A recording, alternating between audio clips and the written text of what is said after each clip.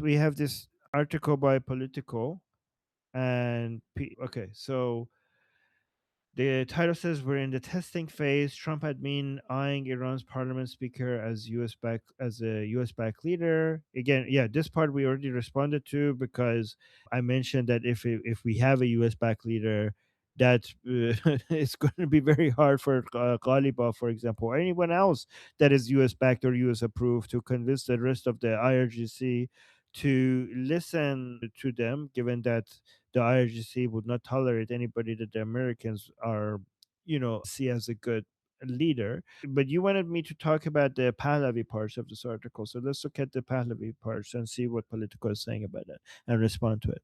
Saying still many in the administration see Venezuela, a largely successful operation, as a model for what is possible in Iran. Well, that is absolutely ridiculous because the Iranian people will not be, I mean, it could be temporarily the model.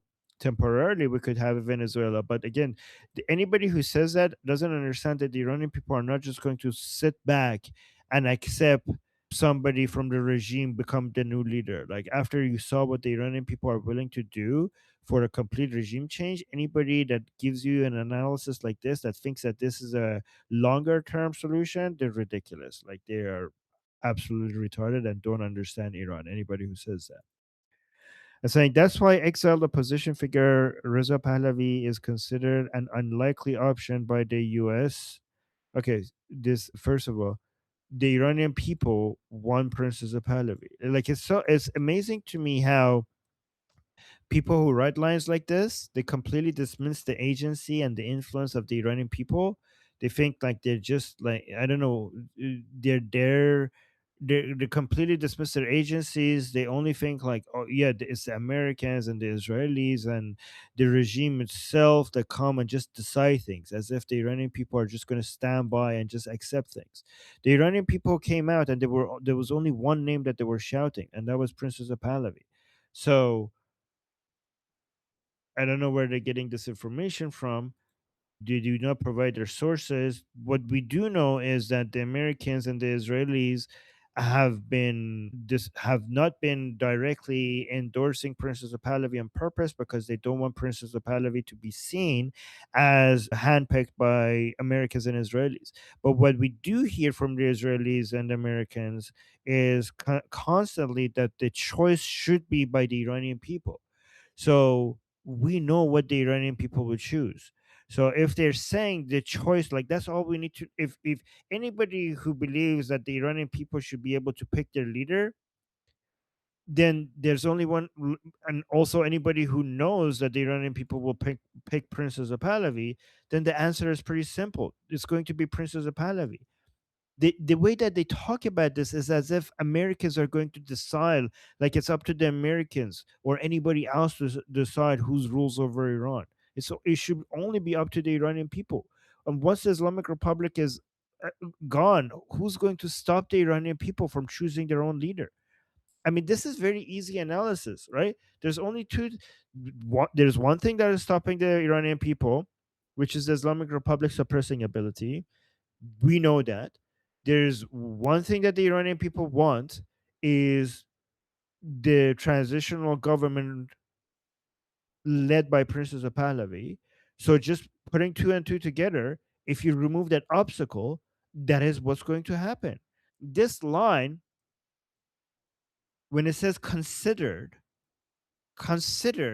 like the Americans are not considering choosing the Iranian people's leaders for them. The reason for this confusion is that what is being considered is the leader of the surrender period, not the eventual leader of the Iranian people. So yes, Princess Pahlavi is not being considered for the surrender period. So guys, the way you need to look at this is that we have four periods: the revolution period that we are in right now, the surrender period that will come after, the transition period, which will be led by Princess of Pahlavi, and then the post transition period. So, obviously, for the surrender period, the leader needs to be from the regime itself because it's the regime that is going to be doing the surrendering. But for the transition period, if the understanding is that the Iranian people need to be deciding that, then this idea of like, oh, the Americans are not considering this or considering that, that's like nonsense, like nonsense. This is retarded analysis. And then it continues, the administration does not believe he would have legitimacy inside Iran. Well, that is retarded. The Iranian people came out in early January, and the only name that they were chanting while being shot at was Prince Reza Pahlavi. If that doesn't give you legitimacy, I don't know what the hell does. There was not a single corner in Iran where people were not shouting his name. The Iranian people will decide who will be their leader. What does that have to do with anything? Like, anyone within Iran could not be the leader of the transition, because if there was any person that could have filled that role while being inside Iran would have been executed by now. So this being outside is not a bug, is a feature. Why do people saying that, oh, he grew up outside? Why do people think that's a negative? The only way that people could consider it a negative is that if he grew up outside of Iran, that means he has no connection to the Iranian people. But we already see, like, instead of trying to analyze whether he has a connection with the Iranian people or not, just observe this. This does not. You have empirical data. You don't need to rationalize this. You could already see the Iranian people have already feel themselves connected to Prince Reza Pahlavi. Him growing up outside of Iran, we're Iranian. It doesn't matter. Like, this is in line with the Islamic Republic's propaganda, trying to divide Iranians outside of Iran from the Iranians inside of Iran. But we Iranians outside and inside, we have never been more united. And you cannot divide us based on being outside or inside Iran. We're Iranian. That's all that matters. Saying that is the last thing you want to install there. Nobody is going to install anybody in Iran. The Iranian people will install their own leaders. So shut the fuck up. Install inside Iran. Who makes you who? I don't know who this person is, but you don't get to decide who. You don't get to install shit. Okay, the Iranian people will install whoever they want to install. That means chaos. There's literally no better force on earth to remove chaos from Iran more than Princess of Pahlavi. There's no more unifying figure than Princess of Pahlavi. The first official said, "Who I don't know who these officials are, but they don't represent American policies." And the second administration also confirmed Princess of Pahlavi is not on the table. Like well, again, the Iranian people decide who's on the table. You don't get to decide for them. The only thing the Americans will it makes sense for the Americans to decide is who's on the table for the surrender phase, not for the eventual leader. Again, guys, we want democracy in Iran, so the Iranian people decide, not the Americans. So yeah, that was a take from Politico. Anyway, but thank you, Peter, for sharing that. Yeah. So, do you think it's not the US policy, or I mean, is it disinformation? Well, I'm sure there are. Okay, so here's the thing: is it the U.S. policy? The U.S. is not one thing. U.S. has many politicians with many different views, right? We have politicians who support the MEK, right? We have politicians who take Nayak seriously as the representation of the voice of the Iranian people, right?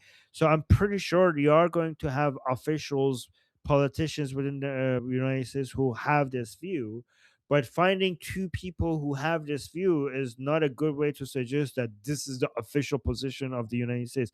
I don't think we have an official position of the United States because, again, it's not the United States is not one person with one policy, right? It's a we have competing views. And here's what we need to focus on, right? Regardless of who what has I know, like, for example, somebody like Marco Rubio usually has like really good views, and right now he is right next to President Trump. Lindsey Graham has really good views, and they seem to be right now very close to President Trump. So those are good signs, right? But at the end of the day, all we need to care about is removing the Islamic Republic suppressing ability of the Iranian people, right? It doesn't really matter what the policies of United States are in regards to what comes after, as long as the current policy of United States is gets us to the point where we remove the Islamic Republic. Once you remove that, well, the Iranian people, the barrier, the obstacle has been removed, and there's nothing that's going to stop us from making Princess of Pahlavi the leader of the transition period. So that's all. The only thing that matters. I mean, even if the Americans all of them come out and say like no to Prince Reza Pahlavi, all of the politicians. For me, at the end of the day, if they are destroying the Islamic Republic, well, it's not that's not really going to matter. Like once the Iranian people are not being stopped, like they're not being shot at in the streets when they want to make their own decision, then we're going to make our own decision as soon as that barrier is removed. Does that make sense? Yeah. What would happen? What do you think would happen if US supported a leader from within the regime and he agreed to not do nuclear weapons or ballistic missiles, but still carried on shooting at Iranian protesters? That's a very good question. The thing is that anything from the Islamic Republic that bends the knee to that degree to the Americans will not be able to survive for long, because you wouldn't even need the anti-regime Iranians to fight against the regime. At that point, pro-regime Iranians will basically turn against that regime and will bring it down.